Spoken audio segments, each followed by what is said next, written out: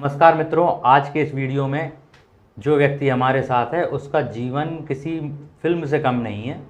और फिल्म से कम नहीं है ऐसा मैं इसलिए कह रहा हूँ क्योंकि तेजस जी जो आज हमारे साथ बैठे हुए हैं लगभग 25 साल से मैं जानता हूँ और इतनी ही इनकी आयु है, यानी इनके जन्म से ही मैं इन्हें जानता हूँ। और 3 वर्ष पहले तक इनके जीवन में जो उन्होंने आज अचीव किया है उसके प्रति कोई भी ऐसा लक्ष्य नहीं था। और 3 वर्ष की कड़ी मेहनत के बाद इन्होंने एक ऐसा लक्ष्य पाया है जो इस देश में रहने वाले हज़ारों लाखों युवाओं का सपना है और जिसे बहुत से लोग नहीं पा पाते हैं। आइए जानते हैं कि इन्हें ये मोटिवेशन कहाँ से मिला और जिससे इन्होंने ये लक्ष्य पाया। तेजस जी नमस्कार। नमस्कार। आपका स्वागत है मेरे इस शो पे। बहुत बहुत धन्यवाद। और सबसे पहले आपको बधाइयाँ। बहुत बहुत धन्यवाद कि आपने एसएसबी का एग्ज़ाम क्रैक करके आर्मी में एंट्री पा ली है। जी। तो आर्मी में एंट्री कई युवाओं का सपना होता है। बिल्कुल। वो अपने देश की सेवा करना चाहते हैं, देश के लिए कुछ करना चाहते हैं, अपना घर परिवार का नाम बढ़ाना चाहते हैं। तो आपके मन में ये कैसे भाव आया कि आर्मी में घुसा जाए? तो शुरू में तो ये था कि मेरा जो लाइफस्टाइल था वो मतलब काफ़ी अलग था। मैं भी वीडियो एडिटिंग फोटोग्राफी में आपको ये जानता हूँ कि आप यूट्यूब पे वीडियो बनाते थे। जी। आपकी एडिटिंग बहुत ही अच्छी थी। जिन लोगों ने नहीं देखा है, आपने अभी यूट्यूब का चैनल चालू रखा है या बंद कर दिया? अच्छा, वो बंद कर दिया होगा। तो उसके बाद जब मैंने जॉब करना चाहा तो मैंने फ्रीलांसिंग में थोड़ा अपना हाथ ट्राई किया और अपना कैरियर ट्राई किया जी। तो फ्रीलांसिंग में उस टाइम कोविड हो गया था 2020 के बाद ही। तो उस टाइम जो नेटवर्किंग जो मेन होती है वो हो नहीं पा रही थी। तो मेरी लाइफस्टाइल काफ़ी ऊपर नीचे हो गई थी। मतलब मैं सुबह सो रहा था एडिट करके और शाम में जग रहा था। और उससे मेरी फ़िज़िकल जो हेल्थ है, जो मैं हमेशा चाहता हूँ कि टॉप प्रायोरिटी रहती है, मतलब हमेशा अच्छी रहनी चाहिए फ़िज़िकल हेल्थ, वो थोड़ा मतलब उस पर थोड़ा प्रभाव पड़ रहा था बहुत। तो मैंने इसलिए सोचा कि कुछ भी हो मेरी फ़िज़िकल हेल्थ अच्छी रहनी चाहिए। तो फिर जो आर्मी का एकदम से आया, मेरे दोस्त वगैरह ट्रिप पे आए थे गोवा घूमने, तो उसके बाद अचानक से फिर मैंने सोचा कि सब लोग लाइफ में अच्छा अच्छा कुछ कर रहे हैं और मेरे को भी कुछ ऐसा करना चाहिए। और आर्मी मेरे हमेशा बैक ऑफ द माइंड था नहीं है, मतलब अगर कोई चाहे तो मन लगन लगाए, अगर मेहनत लगाए तो कोई भी कर सकता है। बट जो आर्मी मेरे दिमाग में था पीछे, वो था मेरे हमेशा कि बैकअप ऑप्शन था मतलब। बट मैंने उसको आगे इसलिए किया क्योंकि उसमें एक एज लिमिट रहती है और अगर आपकी एज लिमिट निकल जाए, जैसे जो 24 वर्ष या 25 वर्ष जो एज लिमिट है वो अगर निकल जाए तो फिर आपके पास बहुत लिमिटेड ऑप्शन रह जाते हैं कि यदि आप इंजीनियर होंगे तभी आप जा पाएंगे 27 वर्ष तक। तो इसलिए मैंने उसको प्रायोरिटी दी क्योंकि मुझे कोई रिग्रेट नहीं चाहिए था। उसके बाद फिर मैंने 1-2 वीडियो देखे यूट्यूब पे, जो अकेडमीज़ हैं, IMA Indian military academy Dehradun वगैरह, तो उनका रूटीन दिखाया था।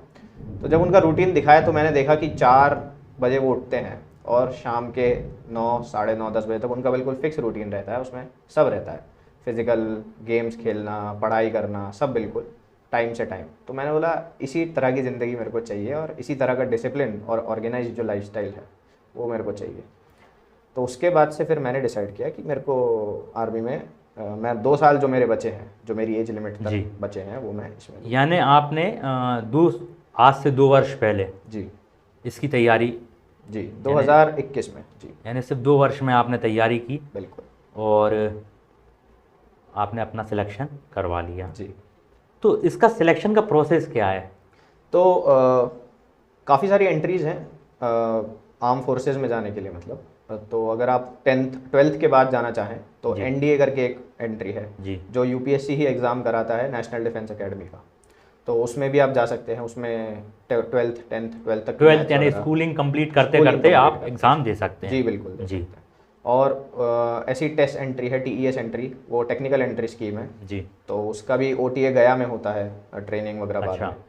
और ग्रेजुएशन के बाद और अलग एंट्रीज़ हैं, जैसे CDS एंट्री है जिसके माध्यम से मैंने सिलेक्शन किया, और FCAT एंट्री है एयरफोर्स के लिए जी। वो सिर्फ एयरफोर्स के लिए एंट्री है। ऐसे काफ़ी एंट्री। ये जो एंट्रीज़ हैं ये ऑफिसर रैंक के लिए होती हैं? जी, सारी एंट्रीज ऑफिसर रैंक के लिए होती हैं। अच्छा। अधिकतर एंट्रीज में जैसे NDA, CDS, FCAT, इन सब में रिटन एग्जाम भी होता है। अच्छा। कुछ एंट्रीज फ्री होती हैं, जैसे NCC एंट्री, उनका एलिजिबिलिटी अलग रहता है, जैसे C सर्टिफिकेट चाहिए NCC में आपको। तो ऐसे काफ़ी एंट्रीज हैं। आप काफ़ी एंट्रीज के थ्रू आप भारतीय सेना में के बाद भारतीय वायुसेना के बाद भारतीय नौसेना में आप ऑफिसर पद पर सिलेक्ट हो सकते हैं। अच्छा, ये जो वीडियो हम बना रहे हैं, इस वीडियो को बनाने के पीछे का जो एकमात्र उद्देश्य हमारा है वो ये है कि युवा जो आर्मी के लिए, नौसेना के लिए या वायुसेना के लिए तैयारी कर रहे हैं, उनको, चूँकि आपका सिलेक्शन हो चुका है जी, तो एक आप कह सकते हैं सर्टिफाइड व्यक्ति हैं जिसने एक कोर्स कंप्लीट किया है, तो आप उसके बारे में एक सही जानकारी दे सकते हैं। बिल्कुल। ऐसे किसी व्यक्ति से जानकारी लेना जिसका सिलेक्शन नहीं हुआ है वो एक अलग बात होती है, और जिसका सिलेक्शन हुआ है उससे जानकारी लेना एक अलग चीज़ है, क्योंकि आपने वो चीज़ फेस की हुई है। तो इस प्रिपरेशन के लिए क्या है ना, कैसे होगी ये प्रिपरेशन? तो जैसे एग्ज़ाम, रिटन एग्ज़ाम के थ्रू मैंने क्लियर किया है, तो CDS रिटन एग्ज़ाम है जी। वो UPSC कराता है। तो उसमें कुछ सब्जेक्ट्स हैं, जैसे इंग्लिश है, मैथ्स है और जनरल साइंसेज है अपना, जो जनरल नॉलेज में आ जाता है। तो इसके लिए आपको इंग्लिश मतलब जो आती है, मैथ्स का जो लेवल है, जनरल इंग्लिश आती है कि? जी बेसिक, बिल्कुल, जो 10th क्लास तक की रहती है। यानी हिंदी मीडियम के यदि कोई छात्र इसके लिए तैयार करते हैं, जिनका बैकग्राउंड हिंदी मीडियम का है, तो वो उनके लिए कितना टफ जाता है ये एग्ज़ाम? तो उनके लिए भी मतलब देखिए, अगर आपको ऑफिसर बनना है तो आपको इंग्लिश आना ज़रूरी है, तो उनके लिए टफ रहेगा थोड़ा, क्योंकि UPSC लेवल का एग्ज़ाम भी है। तो आपको मेहनत करनी पड़ेगी, आपको अपने जो वीक पॉइंट्स हैं वो आपको पहचानने पड़ेंगे, और अगर आपका वीक पॉइंट इंग्लिश है तो आपको इंग्लिश में ज़्यादा मेहनत करनी पड़ेगी। उसके लिए आप न्यूज़पेपर पढ़ सकते हैं जो इंग्लिश का आता है, सामने मिरर के सामने खड़े होकर आप प्रैक्टिस कर सकते हैं न्यूज़पेपर वगैरह पढ़ने की, प्लस एक्स्ट्रा क्लासेस भी ले सकते हैं। मतलब आपको अपना वीक पॉइंट पता होना चाहिए जी। तो कैसे आपने कैसे प्रिपरेशन किया इसके लिए? तो मेरा ये था कि मेरा मैथ्स बहुत वीक पॉइंट था, तो फर्स्ट जब अटेम्प्ट मैंने दिया तो मैंने GS जो है जनरल नॉलेज, उसका काफ़ी प्रिपरेशन किया था, लेकिन मेरा मैथ्स का उतना अच्छा प्रिपरेशन नहीं हो पाया था। अच्छा जी। तो फिर मेरा जो फर्स्ट अटेम्प्ट था वो रिटर्न का, वो क्लियर नहीं हुआ था, क्योंकि उसमें मेरे कहीं ना कहीं मार्क्स कम पड़ गए थे। जी। तो फिर उससे मैंने सीख ही ली कि मेरे को जहाँ, अब मेरे पास सिर्फ अटेम्प्ट बचे थे OTA के, जो कि ऑफिसर्स ट्रेनिंग अकेडमी चेन्नई में, जहाँ पे मेरा सिलेक्शन हुआ है। तो उसमें मैथ्स नहीं आती, उसमें सिर्फ इंग्लिश और जनरल नॉलेज आता है। तो मेरे को उससे ये पता चला कि मेरी गलतियाँ क्या थी। जैसे मेरा सिलेबस लास्ट टाइम तक कंप्लीट ही नहीं हुआ था जनरल नॉलेज का, तो मैं उसी में कर रहा था। उसके बाद अब मैंने फोकस किया रिवीजन करने पे, और जो प्रीवियस ईयर जो क्वेश्चन पेपर आ चुके हैं बहुत सारे, उनको सॉल्व करने में, और मॉक टेस्ट मैंने काफ़ी सारे दिए। तो जैसे एग्ज़ाम अगर अप्रैल में है तो मैं फरवरी के मिड से ही रिवीजन शुरू कर देता था, जो भी मैंने पढ़ाई करी है उतने टाइम तक, और मॉक टेस्ट बहुत देता था जैसे। अच्छा। और उसी टाइम पे बैठ के देना था जिस टाइम पे एग्ज़ाम होता है, तो 9 से 10 या 12 जो भी, यानी जो टाइमिंग का एग्ज़ाम होता है उसी टाइमिंग पे आपने मॉक टेस्ट? बिल्कुल बिल्कुल। यानी ये 3 घंटे का है तो 3 जी, घंटे, 1 घंटे का है तो 1 घंटे, इस तरीके से। जी। तो एक ही दिन में सारे एग्ज़ाम होते हैं सारे सब्जेक्ट्स के। अच्छा, तो जी। तो तो मॉक टेस्ट भी आपने एक ही दिन में पूरे करके ट्राई जी, किए? जी, मतलब जैसे एक दिन में देता था, हफ्ते में मैं 2 दिन देता था, वेडनेसडे और सैटरडे के, मैं संडे को ऐसे देता था मैं।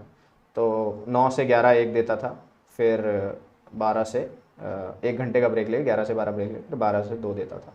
ऐसे उसी टाइम पे बैठ के उतना ही मतलब टाइम लेके, उतना ही अब जो भी है मतलब प्रिपरेशन करके, फिर मैं मॉक टेस्ट देता था और रिवीजन करता। रिवीजन बहुत ज़रूरी है मेरे हिसाब से, तो आपको चीज़ें याद होती जाती हैं। और अगर आप PYQ जो प्रीवियस ईयर क्वेश्चन पेपर होते हैं, कैसे क्वेश्चन आ चुके हैं पहले, वो अगर आप देखेंगे तो आपको एक आइडिया लग जाता है, गाइडेंस मिल जाती है कि किस टाइप के क्वेश्चन पेपर में आ रहे हैं, और किस टाइप से आपको वो टॉपिक पढ़ना चाहिए या फिर वो सब्जेक्ट पढ़ना चाहिए, ऐसा। उसके बाद फिर जब आपका एग्ज़ाम क्लियर हो जाता है, जब आपका रिटर्न क्लियर हो जाता है, क्लियर होने के बाद जी, तो फिर आपको SSB के लिए कॉल आता है जी। SSB है सर्विस सिलेक्शन बोर्ड। तो अगर आपको यदि ऑफिसर बनना है किसी भी उसमें, तो आपको SSB क्लियर करना ही पड़ेगा। चाहे वो आप और भी एंट्रीज होती हैं, जैसे भर्ती के थ्रू भी जाते हैं कई लोग, तो अगर आप भर्ती के थ्रू, अग्निवीर के थ्रू भी गए हैं, आपको फिर बाद में ऑफिसर बनने का मौका मिले, तो आपको फिर भी SSB क्लियर करना पड़ेगा। अच्छा जी। तो फिर SSB का प्रोसेस अलग रहता है, 5 दिन का प्रोसेस रहता है, पूरा इंटरव्यू रहता है, उसमें साइकोलॉजी टेस्ट रहता है। तो पहले दिन तो आपको सिर्फ एक बेसिक रीजनिंग, मतलब जो अपनी टेस्ट होता है रीजनिंग एबिलिटी, और जो उसका टेस्ट होगा, एक picture perception and discussion test होता है। तो उसमें आपको 30 सेकंड एक फ़ोटो दिखाई जाएगी, और आपको उस पर 4 मिनट के लिए कहानी बनानी होगी।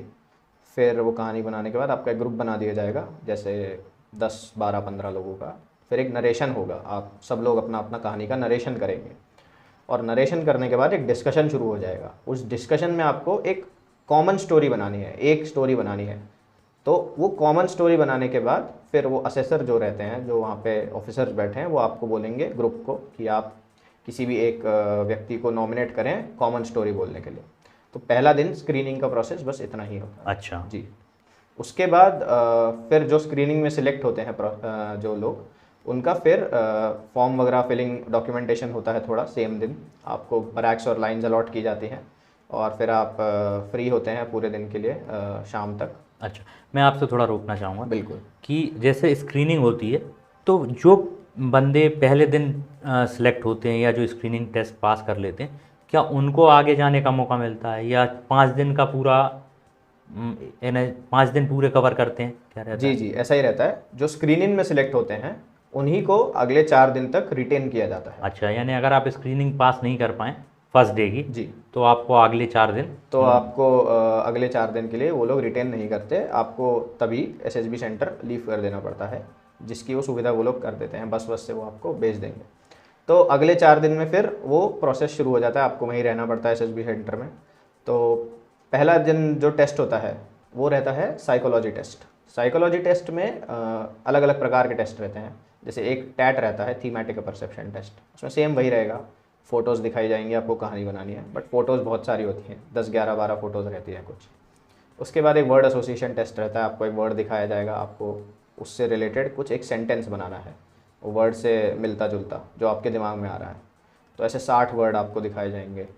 फिर सिचुएशन रिएक्शन टेस्ट होता है सेम दिन। तो फिर वो सिचुएशंस आपको एक बुकलेट में प्रिंटेड मिलती हैं, 60 सिचुएशंस, आपको 30 मिनट मिलते हैं वो सिचुएशंस को आंसर करने के लिए। अच्छा, और लास्ट होता है सेल्फ डिस्क्रिप्शन टेस्ट, जिसमें आपको 15 मिनट दिए जाते हैं और आपसे 5 पैरामीटर्स पे पूछा जाता है कि पेरेंट्स आपके बारे में क्या सोचते हैं, आपके जो जहाँ पे आप जॉब करते हो या फिर आपके टीचर्स आपके बारे में क्या सोचते हैं, आपके दोस्त या फिर आपके कलीग्स आपके बारे में क्या सोचते हैं, आप खुद के बारे में क्या सोचते हो, और आप किस तरह के व्यक्ति बनना चाहोगे आगे जाके। तो ये आपको खुद से लिखना होता है। तो ये पहले दिन साइकोलॉजी टेस्ट हो जाता है। उसके बाद आप फ्री हो जाते हैं बाकी दिन के लिए। यदि आपका इंटरव्यू शेड्यूल्ड होता है तो कुछ लोगों का इंटरव्यू उसी दिन प्रारंभ हो जाता है। हाँ जी। अगर समय बचता होगा इस जी। टेस्ट क्या नहीं, समय बचता ही है। और जैसे मान लीजिए अब 30-40 लोगों का बैच है तो 10-12 लोगों का इंटरव्यू उसी दिन हो जाएगा। और इंटरव्यू के लिए भी अलग अलग 3-4 ऑफिसर्स रहते हैं, 2-3 ऑफिसर्स रहते हैं। तो एक एक अगर 40 मिनट का एवरेज लेके चलें तो 3-3 घंटे हर एक ऑफिसर इंटरव्यू ले लेता है। फिर शाम को आप फ्री हो जाते हो, शाम को आप घुलो मिलो खेलो, बहुत सारे स्पोर्ट्स रहते हैं, वॉलीबॉल, बास्केटबॉल, एक आंटे रूम करके रहता है, वहाँ पे आप कुछ कैरम खेल सकते हैं या फिर आप बुक्स पढ़ सकते हैं, चेस खेल सकते हैं, ये सब सुविधाएं आपको मिलती हैं। प्लस आपको खाने पीने की सबकी सुविधा आपकी अच्छे से बहुत रहती है, क्योंकि इंडियन आर्मी हमेशा अपना ध्यान रखती है आपका, कुछ भी आपको प्रॉब्लम ना हो। तो ये पहला दिन ऐसे ख़त्म हो जाता है। फिर आपका यदि इंटरव्यू है तो फिर इंटरव्यू में आपको बुलाया जाएगा, आपका इंटरव्यूइंग ऑफिसर एक बैठा रहता है पैनल, तो वो फिर आपसे इंटरव्यू के क्वेश्चंस पूछता है जो कि आपकी लाइफ से ही रिलेटेड रहते हैं, कि आप जो पीआईक्यू फॉर्म पहले दिन भरते हो स्क्रीनिंग के बाद डॉक्यूमेंटेशन में, वो उनके पास रहता है और वो उन्हीं पीआईक्यू फॉर्म में से क्वेश्चंस पूछते हैं। जैसे आपके एजुकेशन के बारे में अच्छा, यानी क्वेश्चन अलग से कोई बाहर का ऐसा कोई क्वेश्चन नहीं पूछा जाता है, जिससे पूछने तो पूछा जा सकता है इंटरव्यू है? पूछ सकते हैं, बट वो नहीं पूछते हैं। वो बस ये चेक कर रहे हैं मेरे हिसाब से कि आप अपने को खुद को कितना अच्छे से जानते हो। फिर जो इंटरव्यू जो रहता है, वो इंटरव्यूइंग ऑफिसर आपसे वही क्वेश्चन पूछेगा जो आपकी लाइफ से रिलेटेड है। मेरे हिसाब से वो ये जानना चाह रहा है कि आपने अपने जो डिसीजंस लिए वो क्यों लिए, उसके पीछे का रीज़न क्या था, मतलब कुछ अलग नहीं रहता है। और बेसिक क्वेश्चंस रहते हैं, जैसे आपके एजुकेशन से रिलेटेड रहेंगे कि आपने कहाँ से अपनी पढ़ाई करी, कितने मार्क्स थे, कौन सा सब्जेक्ट पसंद था, टीचर कौन से, स्कूल में आपने कौन कौन सी एक्टिविटीज़ करी। यानी कहा जा सकता है कि व्यक्ति को समझना, बिल्कुल बिल्कुल। वो पूरी इंटरव्यू में आपको समझने का प्रयास है जी, कि जी। आप खुद के बारे में क्या जानते हैं और आप खुद को किस तरीके से प्रेजेंट कर प्रेजेंट रहे हैं, करते हैं। कहीं दोनों में अंतर तो नहीं अंतर तो नहीं है। तो उस हिसाब से फिर अगर आप देखा जाए तो यदि आप सत्य बोल रहे हैं एकदम, मतलब सच बोलना चाहिए इंटरव्यू में मेरे हिसाब से। और अगर आपको अपने बारे में सब कुछ पता है तो आप सच बोलोगे, आप झूठ नहीं बोलोगे कि मेरे मार्क्स कम इसलिए आए या फिर गलत सलत आप रीज़न नहीं दोगे, बहाने नहीं बनाएंगे, बहाने नहीं बनाएंगे, बहाने बनाने भी नहीं चाहिए। बिल्कुल नहीं बनाने चाहिए, क्योंकि ये आपकी पर्सनैलिटी का जाएंगे। टेस्ट है। पकड़े जाएंगे, बिल्कुल पकड़े जाते हैं। सही बात है। अगर आप इंटरव्यू में झूठ बोल के आ रहे हो तो वो चीज़ कहीं और, जैसे साइकोलॉजी में टेस्ट में या फिर जीटीओ का जो टेस्ट रहता है उसमें पकड़ी जाएगी, और अगर वो उसमें पकड़ी गई तो फिर आप झूठ बोल रहे हो वो साफ हो जाएगा, रिजेक्ट हो जाएंगे, बिल्कुल रिजेक्ट हो जाएंगे। और क्योंकि एक जो बंदा है, मतलब जो व्यक्ति है, यदि तो उसको आप सच बोलना नहीं सिखा सकते, आप उसको नॉलेज तो भर सकते हो, उसके मार्क्स बढ़वा सकते हो पढ़वा के, सच तो अंदर से ही निकलता है। अंदर से ही निकलता। वो वैल्यू सिस्टम जो है वो अच्छा रहना चाहिए आपका। तो वही क्वेश्चंस रहते हैं कि आप फिर फैमिली के बारे में आपसे क्वेश्चन पूछे जाएंगे, माता पिता के बारे में, भाई बहन क्या जॉब करते हैं, आप अपना सैलरी उनके साथ स्पेंड कैसे करते हो, घर में आप हेल्प कैसे करते हो, ये सब बेसिक चीज़ें पूछी जाती हैं। और फिर जो कुछ क्वेश्चंस होंगे आपसे आर्मी, जो आप जिस सेना में भर्ती होने जा रहे हो उससे रिलेटेड भी पूछे जा सकते हैं। जैसे इंडियन आर्मी से रिलेटेड पूछे जाएंगे कि आपका इंटरेस्ट जाना जाएगा यहाँ। आपका इंटरेस्ट, आप इंटरेस्टेड हो या नहीं उसमें, मतलब कि ऐसे ही तो नहीं आ रहे हैं बस जॉब है इसीलिए चाहिए, तो उस प्रकार से तो आपका इंटरेस्ट जानेंगे। थोड़े टेक्निकल क्वेश्चंस और मतलब जो अपने जनरल नॉलेज के क्वेश्चंस है, करंट अफेयर्स, वो भी पूछा जा सकता है कि आप वाकिफ़ हो या नहीं अपने आसपास से, क्या चल रहा है देश में विदेश में, और वो भारत को कैसे इफेक्ट कर रहा है, या फिर जो भी ये सब बेसिक चीज़ें। आर्मी से रिलेटेड आपसे काफ़ी कुछ पूछा जा सकता है। यदि आप ऑलरेडी किसी आर्म फोर्सेस पर्सनल के बेटे हैं या बेटी हैं तो आपसे और डीप में वो पूछ सकते हैं, क्योंकि आपको अपने पापा या जो भी मम्मी हैं उनके रेजिमेंट या फिर जो भी यूनिट वगैरह उन सब के बारे में थोड़ा, हाँ, उनको ऑलरेडी नॉलेज होगा ही उस चीज़ का, होना ही चाहिए, और क्यूरियोसिटी होनी चाहिए हमें थोड़ी। तो वो ये सब पूछते हैं इंटरव्यू में बेसिकली। और अराउंड 30-35 मिनट का इंटरव्यू था मेरा, 35-40 मिनट का, उसमें उन्होंने यही सब बेसिकली पूछा। और आप हमेशा अगर मुस्कुराते रहेंगे इंटरव्यूअर के सामने, आपको मतलब कुछ आंसर नहीं आता है तो आप सच सच बोल दीजिए कि सर आई डोंट नो, मतलब मेरे को आंसर नहीं पता है, मैं बाद में पता करके बता दूंगा। तो उससे अच्छा इंप्रेशन बढ़ता है कि बच्चा सच बोल रहा है, मतलब इसमें कुछ झूठ बोलने से फालतू तुक्का नहीं लगाना चाहिए। तुक्का नहीं लगाना चाहिए। और अगर आपको आता है तो आप बोलिए कि सर मेरे को मैं गेस लेना चाहूँगा, मेरे को असली आंसर मतलब अच्छा से आंसर नहीं पता, ऐसे कर। तो इंटरव्यू हो जाता है। फिर इंटरव्यू होने के बाद फिर आप फ्री हो जाते हैं। कुछ लोगों का इंटरव्यू जीटीओ के डे 1 में होता है, तो वो 3rd दिन रहता है। मेरा जीटीओ डे 1 में हुआ था, मेरा साइकोलॉजी वाले दिन नहीं हुआ था। फिर साइकोलॉजी के अगले दिन जीटीओ शुरू हो जाता है, ग्रुप टेस्टिंग ऑफिसर होता है शायद। तो इसमें आपका एक ग्रुप बना दिया जाएगा, 9 लोगों का, 8 लोगों का, जिस भी हिसाब से बैच है। और फिर अलग अलग टास्क होते हैं बहुत सारे, जैसे ग्रुप डिस्कशन होगा, ग्रुप प्लानिंग एक्सरसाइज होगी, और एक होता है पीजीटी, प्रोग्रेसिव ग्रुप टास्क। उसमें आपको पट्टा बल्ली और रस्सी दे दी जाएगी और आपको बोला जाएगा कि आपको ग्रुप के साथ आगे बढ़ना है सॉल्यूशन बना बना के। तो वो काफ़ी इंटरेस्टिंग रहता है। इसमें भी यही बोलूँगा कि ग्रुप के साथ अच्छे से घुल मिल जाओ। जो लाइन्स में टीम वर्क काफ़ी अच्छा आपको, आर्मी तो पूरा टीम वर्क ही है। बिल्कुल बिल्कुल, एज अ ऑर्गेनाइजेशन जो है, मतलब ग्रुप डायनेमिक जो है आपका काफ़ी प्ले में आता है इसमें। और फिर ऐसे ही मतलब उसी के वेरिएशन में थोड़े टास्क होते हैं। एक लेक्चरेट होता है जिसमें आपको 4 टॉपिक दिए जाएंगे ऑन द स्पॉट, आपको 3 मिनट उस पर प्रिपेयर करना है और 3 मिनट बोलना है आपको कोई भी 4 टॉपिक में से सिलेक्ट करके। ऐसे ही इंडिविजुअल ऑब्स्टिकल रहता है, 10 ऑब्स्टिकल लगे रहते हैं, आपको जाके 3 मिनट मिलते हैं, आपको 10 ऑब्स्टिकल करने रहते हैं। ऐसा ये सब जीटीओ में आ जाता है। और जीटीओ आई थिंक सबसे फ़नी पार्ट भी रहता है, क्योंकि काफ़ी किस्से हमें देखने को मिलते हैं। जैसे इंटरव्यूइंग ऑफिसर में तो वो 1-on-1 रहता है, और साइकोलॉजी में तो सब लिख ही रहे हैं तो कुछ पता नहीं, लेकिन जीटीओ में जो सामने दिखता है क्या मज़ा आ रहा है, कौन क्या कोई अच्छा, यानी दूसरे का भी देखने मिलता है? दूसरे का देखने अगर आप ट्राई करेंगे तो आप अपने में फोकस लूज कर देंगे। अच्छा, तो मैं सजेस्ट नहीं करूँगा, आप देख सकते हैं बिल्कुल, बट मैं सजेस्ट नहीं करूंगा ऐसा कि दूसरे का देखें। आप अपने ही ग्रुप में ऐसे किस्से हो जाएंगे। नहीं, अच्छा, आपके ग्रुप में ही चलेगा वहाँ पूरा? जी जी जी, वो 9 लोगों का जो ग्रुप रहता है उसी में। हाँ, तो वो 9 लोगों में ही इतना कुछ ना कुछ होता रहता है ऐसे।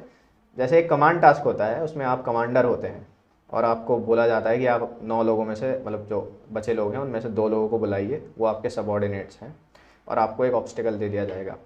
उस ऑब्स्टिकल को आपको पार करना है। उन दोनों की आप हेल्प ले सकते हैं, रस्सी पट्टी बल्ला जो भी लगाने के लिए। उसी में ऐसे कुछ हो जाते हैं कार्यक्रम कि उस टाइम तो आप हंस नहीं सकते, लेकिन जब आप वापस रूम में जाते हैं तो काफ़ी, मतलब वो यादें बन के रह जाता है, मज़ेदार। तो ऐसे काफ़ी कार होते रहते हैं। हेल्प करते हैं दूसरे? बिल्कुल हेल्प करते हैं दूसरे। उनको जैसे आप कमांडर हैं, उनको बुलाया है तो आपको हेल्प करनी पड़ेगी उन्हें, और वो जीटीओ का इंस्ट्रक्शन है ना कि आपको हेल्प करना ही है। तो जो भी कमांडर बोलेगा, डाउट नहीं रहता ना कि दूसरा करेगा, तो जो भी कमांडर कहेगा वो करेगा, वो कई बार कम्युनिकेशन में ज़रूर दिक्कत होती है, वो कमांडर अपने आइडिया समझा नहीं पाता उन्हें, जैसे कई बार लैंग्वेज बैरियर भी होता है, तो वो भी पॉसिबिलिटी है, बट मज़ा बहुत आता है ये 5 दिन। फिर GTO ऐसे ही चलता रहता है। GTO एक्चुअल में 2 दिन चलता है, तो पहले दिन 6 टास्क होते हैं, अगले दिन 3 टास्क होते हैं। तो GTO जब हो जाता है पूरा, तो फिर 5वें दिन है कॉन्फ्रेंस होती है। कॉन्फ्रेंस में सभी को एक एक करके बुलाया जाता है, और पूरा जो पैनल रहता है, जो इंटरव्यूइंग ऑफिसर्स, GTO और साइकोलॉजिस्ट, सबका पूरा पैनल बैठता है एक कॉन्फ्रेंस रूम में। और वो जो है कॉन्फ्रेंस रूम, फिर आपको एक एक बुलाया जाएगा। आपसे बेसिक चीज़ें एक एक 1.5 मिनट की होती है कई बार कॉन्फ्रेंस। अच्छा। बेसिक जैसे आपका स्टे कैसा था, आपका खाना आपको कैसा पसंद आया, कुछ सजेशंस यदि आप देना चाहेंगे बोर्ड को, तो वो सब आपसे बेसिक पूछा जाता है। कई बार होता है कि डाउटफुल केस हो जाता है, जैसे कोई कैंडिडेट डाउटफुल केस में है, तो फिर उससे थोड़ा और वहाँ पे क्वेश्चन आंसर किए जा सकते हैं, जैसे उसका थोड़ा फिर 5, 10, 15, 20 मिनट चल सकता है कॉन्फ्रेंस। बट बेसिकली तो जो क्लियर केस रहते हैं, जैसे या तो क्लियरली रिकमेंडेड हो गए कि आप क्लियर सिलेक्टेड हैं या क्लियर रिजेक्टेड हैं, तो उनका 1.5-2 मिनट चलता है। और कॉन्फ्रेंस के बाद आपका जब सबका कॉन्फ्रेंस हो जाता है, तो फिर आपका एक ऑफिसर या फिर कोई भी जो भी असेसर थे, वो आपका रिज़ल्ट लेके आएंगे और आपके चेस्ट नंबर बोले जाते हैं। और फिर यदि आपका चेस्ट नंबर बोला जाता है, तो आप अपना नाम और UPSC का जो रोल नंबर है वो आप बताते हैं, और अच्छा। एक प्लस वाला चेस्ट नंबर आपको मिलता है, तो उसके ऊपर प्लस बना रहता है। वो प्लस का मतलब होता है कि आप मेडिकल के लिए बिल्कुल फिट हैं, आप अच्छा। मेडिकल के लिए सिलेक्ट हो गए। आपका जो फोटो देखा था मैंने, यानी वो वही था? जी जी, मेडिकल फिट वो वाले? वही था, वो मेडिकली फिट। वो एक्चुअल में मेडिकल के भी 5वें दिन का था, क्योंकि जिस दिन रिकमेंड हुए उस दिन इतने डॉक्यूमेंटेशन थे, हम लोग रात के 1 बजे तक डॉक्यूमेंट्स ही भर रहे थे, तो काफ़ी डॉक्यूमेंटेशन होता है। फिर मेडिकल में हमें लास्ट में थोड़ा टाइम मिला, तो हमने फिर फ़ोटो वोटोस क्लिक करवा लिए, वो वहीं पे, वो भी ज़रूरी है। वो भी यादें हैं, तो वो रहेंगी हमेशा साथ में। तो ऐसे आपका SSB पूरा हो जाता है और आप मेडिकल के लिए एलिजिबल हो जाते हैं। फिर मेडिकल तो आगे चलता रहता है जो भी है। तो मेडिकल के बारे में मैं आपको कुछ ऐसे बोलूँगा नहीं, बस फिजिकली फिट रहिए आप, वो तो दौड़िए, भागिए, एक्सरसाइज करिए। मेडिकल फिट का सर्टिफिकेट देना तो उनके ही हाथ में है। उनके ही हाथ में है। आप पर कुछ उसके स्टैंडर्ड्स रहते हैं, जी, कुछ वो स्टैंडर्ड्स तो जो रहते हैं। तैयारी कर रहे हैं उनको मालूम होता है। बिल्कुल बिल्कुल, वो तो नोटिफिकेशन में नोटिफिकेशन में क्लियरली वो मेंशन रहता है, उसे उसमें चेक आप कर सकते हैं अपने उसमें आप आप को। आराम से चेक कर सकते हैं, वो वेबसाइट पे आपको मिल जाएगा, गूगल कर सकते हैं तो मिल जाएगा, उसका कोई प्रॉब्लम नहीं है। फिर मेरिट लिस्ट आती है थोड़े टाइम बाद, तो वो आती है 2 महीने पहले से। तो मेरिट लिस्ट की वैकेंसीज के हिसाब से आपको मेरिट में आपका नाम आ जाता है, और फिर ज्वाइनिंग लेटर आता है। ज्वाइनिंग लेटर आ जाता है आपका थोड़े दिन बाद, और फिर आप अकेडमी के लिए रवाना हो जाते हैं। महिला सशक्तिकरण के लिए भारत बहुत आगे काम कर रहा है, और आर्मी में भी महिलाओं की भर्ती हो रही है, उन्हें जॉब्स दी जा रही हैं। इसके बारे में कुछ जानकारी दे सकें तो? जी बिल्कुल। तो अभी जैसे पिछले साल हमने देखा कि NDA जो नेशनल डिफेंस एकेडमी है, वो आज तक सिर्फ एक बॉयज़ मतलब पुरुष के लिए इंस्टीट्यूट था, लेकिन अब वहाँ पे महिलाओं की भी एंट्री शुरू हो गई है, जो कि बहुत ही अच्छा मूव है इन माय ओपिनियन। हाँ। बिल्कुल होना ही चाहिए। और आप देखेंगे कि OTA जो है, ऑफिसर्स ट्रेनिंग एकेडमी चेन्नई, वहाँ पे ऑलरेडी जो विमेन ऑफिसर्स हैं वहाँ पे वो ट्रेनिंग करते हैं, वो 1992 में ही वहाँ पे शुरू हो चुका है। तो वहाँ पे साथ में ट्रेनिंग होती है सबकी, और अच्छा। हाँ, स्टैंडर्ड्स बिल्कुल सेम रहते हैं? बिल्कुल, मतलब कोई ऐसे आपको ये नहीं लगेगा कि यार मेरे से ज़्यादा हो रहा है या फिर उससे कम, ऐसा कुछ नहीं है। बिल्कुल आर्मी जो है, in in not in only army, मतलब एयरफोर्स और ये, आप अग्निवीर अभी इनकी भी भर्ती शुरू हुई है, अग्निवीरांगनाओं की। तो ये बहुत एक अच्छा मूव है, नो डाउट। ये हमेशा मतलब कहीं ना कहीं आगे ही पुश करेगा, मतलब महिला सशक्तिकरण की बात की जाए या फिर देश की प्रगति की बात की जाए, ये एक बहुत अच्छा स्टेप है, इन द सेंस कि जो आगे जाके महिलाएं हैं, अभी जैसे OTA में, ऑफिस ट्रेनिंग एकेडमी चेन्नई में 5 महिलाओं को आर्टिलरी में भर्ती किया गया है पहली बार। अच्छा। जी। और ये एक कॉम्बैट सपोर्ट आर्म होता है, जिसे हम पहले तोपची जी जो जी, तोप तोपखाना। गोला, हाँ जी, हाँ। तोपखाना, तो उसमें अभी पहली बार 5 महिलाओं को कमीशनिंग मिली है। तो ये आई थिंक बहुत अच्छा मूव है, और इससे प्रोग्रेस दिखेगी देश की भी और सेनाओं की भी। आपको नहीं लगता है ऐसा कि हमारे देश में एक बॉलीवुड में हीरोइंस हैं, हीरोज़ हैं, वो हमारे असली हीरो नहीं हैं? हमारे असली हीरो तो जो आर्मी में हैं, नौसेना में हैं, या फिर किसी भी प्रकार, नौसेना के बाद आपका वायुसेना है, जी या किसी भी प्रकार का सशस्त्र बल जो रहता है, जो देश की सेवा में लगा हुआ है, वही हमारे असली हीरो है। बिल्कुल मतलब बात तो आपकी सही है, बट मैं ये भी कहूँगा कि जैसे बॉलीवुड है, अगर वो अगर कोई ऐसी मूवी बना रहा है या कोई सीरीज आजकल जो बन रही है, उससे अगर और मतलब वो फैल रही है, गाइडेंस फैल रही है और लोगों को और बारे में पता चल रहा है कि हम इसमें भी जा सकते हैं, उस तो मेरे हिसाब से वो एक ठीक मूवी यानी है। एजुकेशनल पॉइंट एजुकेशनल ऑफ पर व्यू होना चाहिए हर बिल्कुल मूवी होना का। चाहिए, बिल्कुल होना चाहिए। तो उससे काफ़ी रश बढ़ा है यूथ का कि उन्हें उरी मूवी के बाद पैरा एसएफ में जाना है, या फिर पता चला कि थोड़े रोल्स और क्या होते हैं, उसके बाद से काफ़ी मूवीज़ और सीरीजेज भी आई, जैसे शेरशाह मूवी एक one of the best movies I would say, जो सबको देखनी चाहिए। रियल मतलब काफ़ी रियलिस्टिक मूवी है वो। हाँ, तो कैप्टन आपकी बात तो सही है, कैप्टन कैप्टन विक्रम बत्रा जी, जी, यानी वो वो तो मतलब यानी रोल मॉडल ही है, यानी वो बिल्कुल आई वुड से कि जो जितने लोग उनके बारे में जानते हैं, वो उनका कभी ना कभी तो इंटरेस्ट या सपना रहा होगा कि कहीं आपका जीवन की जो कहानी है उसमें भी कुछ ऐसा पॉइंट है क्या इस तरीके का? मैं तो मैं पर्सनल लाइफ में नहीं जाऊंगा बिल्कुल ज़्यादा, बिल्कुल पर यानी नॉर्मल, क्योंकि इतनी आपकी रुचि पहले कहीं देखी नहीं गई जी जी इस चीज़ में, और एकदम से आप निकल गए। कुछ लोग ऐसे होते हैं जो बचपन से ऐसा दिखता है कि हाँ यार ये बंदा, हाँ हाँ आप तो बहुत अच्छा फुटबॉल खेलते हैं, ये सभी को मालूम है, जी ग्वालियर में सभी को मालूम है, जी गोवा के क्लब में आप खेलते हैं ये भी मालूम है, बट एकदम से आर्मी, यानी ये एक डिफरेंट पूरा जॉनर हो जाता है। बिल्कुल।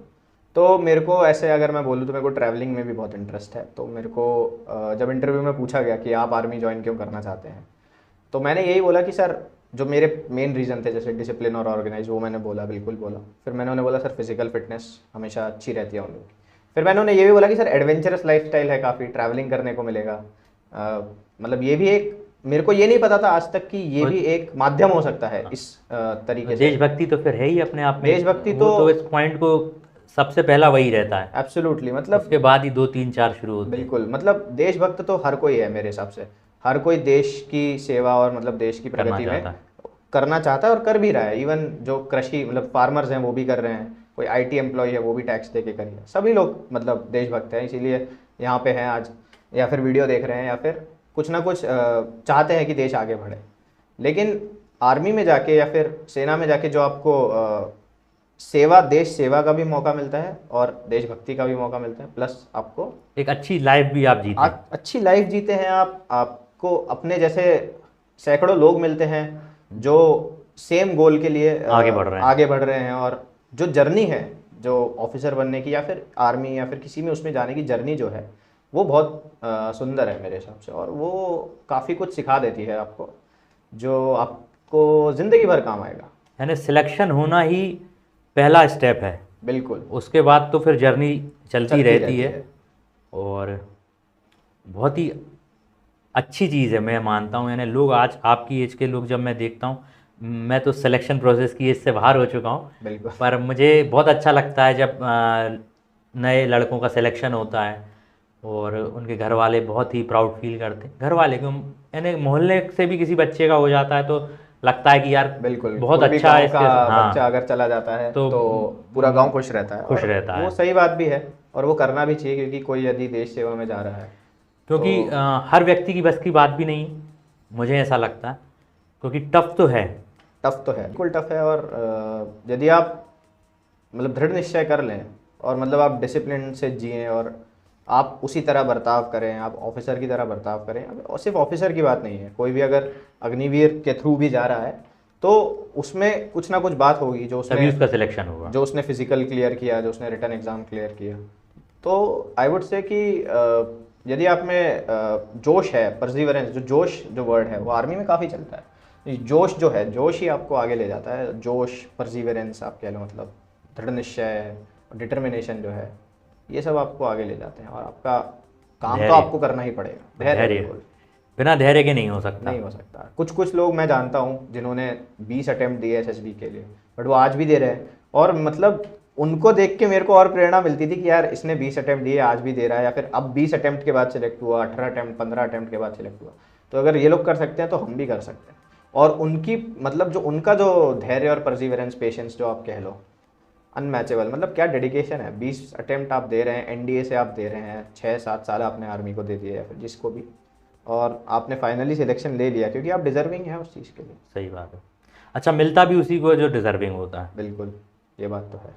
कई बार बहुत हार्ड लक है तो एक बात एक अलग है, बिल्कुल, नो डाउट। बट अगर काफ़ी आप अच्छे अच्छे डिजर्विंग हैं लोग, तो फिर मिलता है। जी काफ़ी अच्छे अच्छे लोग कई बार सिलेक्ट हो जाते हैं, मेडिकल में आउट हो जाते हैं या मेरिट में आउट हो जाते हैं, तो बाद में जाके सिलेक्ट नहीं हो पाते। बट देखिए, आपको ओवरऑल स्टैंडर्ड पे तो पास होना ही पड़ेगा ना। अगर आप मेडिकल में एब्सोल्युटली अनफिट हैं और आप कितने भी होशियार हैं, उससे फिर सही बात है। आर्मी तो आपको फिट, फिट हर तो तरफ से fit, medically fit, physically mentally fit, fit, mind emotionally. आपका फिट।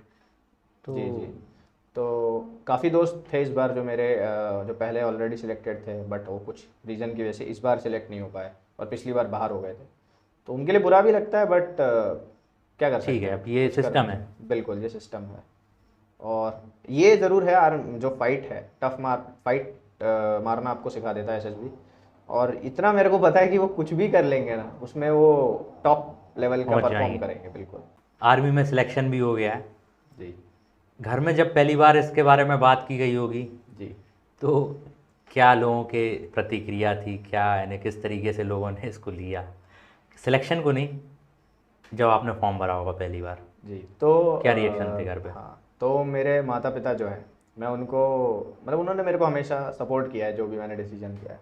जब मैंने उन्हें पहली बार बताया इस बारे में, तो उन्होंने मुझसे एक ही बात पूछी कि करेगा ना, कंप्लीट करेगा ना। क्योंकि कई बार क्या हुआ है, जो मैंने शुरू की है चीज़, वो मैंने 6-7-8 महीने करी और फिर मेरा उसमें इंटरेस्ट नहीं था, या फिर जो भी चीज़ें मेरे को पता चली होंगी। ये कह सकते हैं डेस्टिनी नहीं थी उस जगह जाने की। पॉसिबली पॉसिबली, क्योंकि एयरफोर्स स्कूल में भी था मैं बचपन से, तो देखी है वो लाइफस्टाइल थोड़ी, कहीं ना कहीं बैक ऑफ द माइंड पीछे रहता था कि मेरे दोस्त भी हैं काफ़ी, उनके पापा वगैरह एयरफोर्स वगैरह में हैं। तो जब मैंने घर पे यही बताया तो पापा ने तो यही बोला कि आप करो, कोई प्रॉब्लम नहीं है, बट पूरा उसे अच्छे से करो, कंप्लीट करना। कंप्लीट करो, जब तक आप मतलब सिलेक्ट नहीं हो जाते तब तक आप फाइट मारो टफ, और हो ही जाएगा। तो घर वालों का तो हमेशा सपोर्ट रहा है, उसमें कोई दो राय नहीं है। और आई वुड से कि अगर कोई भी इस लाइन को चूज़ करेगा तो उसके घर वाले उसे सपोर्ट करेंगे ही करेंगे। हाँ, करते, देखिए वैसे जो करते ही हैं, पर कई जगह ऐसा देखा जाता है कि घर में एक ही लड़का है, जी जी। तो घर वाले एकदम से, खासकर माँ, माँ जो रहती है वो थोड़ा सा सॉफ्ट कॉर्नर रहता है लड़के के लिए, कोई भी लड़की के लिए भी रहता है, बच्चे के लिए। तो उनका रहता है कि आर्मी में जाएगा। हालांकि अब माइंडसेट बहुत चेंज हो चुका है, क्योंकि लोगों में एक जागरूकता आई है, ये कह सकते हैं। जागरूकता देश के लिए पहले से भी थी, जी पर पहले से तो ज़्यादा बढ़ी है, ये कह सकते हैं। बिल्कुल बिल्कुल। लगभग 10 सालों में मैं देख रहा हूँ आर्मी के लिए एक अलग क्रेज़ हो गया है। एब्सोल्युटली। और माता पिता भी, मुझे लगता है, चाहते हैं कि बच्चे एक अच्छा जीवन व्यतीत करें, भले ही उसमें रिस्क है। ठीक है, तो देश के लिए रिस्क लेना क्या बड़ी बात है, क्या बड़ी बात है, बिल्कुल। तो ऐसा नहीं है कि आपको हमेशा फ्रंट लाइन पे ही रहना है। काफ़ी सर्विसेज आर्म्स ऐसे भी हैं जो आप पीछे से रह के आप आर्मी को सपोर्ट कर सकते हैं। जैसे ऑर्डिनेंस करके एक है जो कि वेपन्स वगैरह, गोलियों डेवलप वगैरह करते हैं। देखते हैं, ये सब देखते हैं, मतलब अच्छा। वो सही से पहुंच रहे हैं, उसकी काउंटिंग वगैरह। और सर्विसेज करके एक है, आर्मी सर्विस कोर, इंजीनियर्स हैं। तो रिस्क तो हमेशा रहेगा। यदि आप देखिए, सेना में आर्मी, जा रहे हैं आप तो आर्मी में जाने के बाद आप रिस्क की बात तो हटा ही हटा ही दीजिए। दीजिए, बिल्कुल। रिस्क की बात करना ही नहीं चाहिए जी, मेरे हिसाब से। लेकिन मेरे कहना ये है कि काफ़ी फील्ड्स हैं आर्मी, आपको आर्मी और इनफैक्ट अदर फोर्सेज जो वायुसेना है और नौसेना है, काफ़ी फील्ड्स देती हैं। जैसे आर्मी में आप लॉयर बन के भी जा सकते हैं, हाँ, आप डॉक्टर बन के भी जा सकते हैं। ऐसा नहीं है कि आपको सिर्फ मतलब आगे जाके लड़ना ही है। आप उनके लिए अलग एंट्रीज हैं। तो उनके लिए कॉलेजेस, जैसे नीट के थ्रू यदि आप जा रहे हैं तो एएफएमसी करके पुणे में है, हाँ, arm AFMC। Forces medical college. तो वहाँ पे आप डॉक्टर बन के आर्मी में मतलब जा सकते हैं। और लॉयर के लिए जैग एंट्री होती है, इंजीनियर्स के लिए अलग एंट्रीज हैं। तो काफ़ी वेरिड फील्ड्स हैं, मतलब आपको जो पसंद यानी हो। करने वाला होना चाहिए, बिल्कुल, उसके लिए ऑप्शन हमेशा बने यस हुए हैं यस, वहाँ। ऑप्शंस हैं। और आर्मी भी आपको आपके जो इंटरेस्ट हैं, आपके जो मतलब हॉबीज़ हैं, उन सबको हमेशा प्रमोट ही करती है। तो यदि कोई खेलने कूदने वाला है तो एडवेंचर स्पोर्ट्स में आप जा सकते हैं। आर्मी में जाके तो व्यक्ति का पूर्ण विकास हो जाता है, ये कहना चाहिए। जी और इसीलिए लोग उसको पसंद भी करते हैं, उस फील्ड को। जी। तो अगर आप कभी भी किसी ऑफिसर या फिर इन जनरल ऑफिसर ना भी हो, अदर रैंक से भी आप बात करेंगे, तो आपको ऐसा लगता है कि यार बात करते रहनी चाहिए, इसकी बातें सुनते रहो, क्योंकि इतना एक्सपोजर वो ले चुके होते हैं उस समय तक, तो उनको सब पूरी पता होता दुनिया है, सब पता रहता है, मतलब उनका जैसा एक्सपीरियंस तो कहीं हो नहीं सकता। और नहीं मिल सकता आपको। अच्छा, एक क्वेश्चन मेरे दिमाग में ये आ रहा था कि पेरेंट्स को यानी क्या सुझाव देना चाहेंगे जिनके बच्चे, खासकर उन पेरेंट्स के लिए जो आर्मी से कहीं से यानी कहीं से दूर दूर तक उनका वास्ता नहीं रहा है और उनके बच्चे तैयारी करना चाहते हैं, तो वो पेरेंट्स अपने बच्चों को किस तरीके से सपोर्ट कर सकते हैं जिससे बच्चे का जो माइंड है वो प्रिपरेशन पे और उसके लिए लगा रहे, तैयारी पे लगा रहे, ना कि दूसरी जगह। पेरेंट्स को तो मैं यही सलाह दूंगा कि आप कंपेयर मत करो अपने बच्चे को, जो उसको अच्छे से प्रिपेयर करने का माहौल दो, प्रिपरेशन करने का, उसकी डाइट वगैरह का थोड़ा ध्यान रखो और उसको हमेशा मतलब मोटिवेट ही करो। मोटिवेशन तो आप बच्चे में बिल्ट इन रहेगा ही अगर वो आर्मी में जाना चाह रहा है। लेकिन कई बार ऐसा होता है कि एग्ज़ाम क्लियर नहीं हुआ या फिर कहीं चूक गए, 2 मार्क्स से 1 मार्क्स से भी चूक गए, तो बच्चे का मोराल जो है वो डाउन हो जाता है कई बार। तो आप उसको बोलो कि यार ऐसा थोड़ी है, कोई बात नहीं, अगले अटेम्प्ट में हो जाएगा। यही जो डिटर्मिनेशन है ये आगे जाके उसमें जब सीप इन हो जाएगी कि यार कोई बात नहीं, अगले अटेम्प्ट में मारेंगे, फाइट मारते रहो, फाइट मारते रहो, कभी ना कभी तो सिलेक्शन हो ही जाएगा।